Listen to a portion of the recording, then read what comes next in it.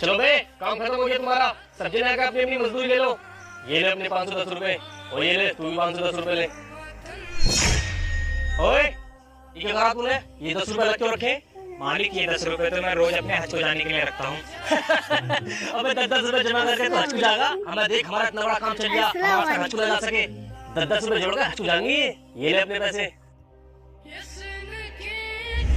इतने दिनों से कहाँ था तू और काम पर क्यों आ गया? मालिक ये लो जमजम का पानी और ये मदीने की खजूर है, वो मैं हज पर गया था।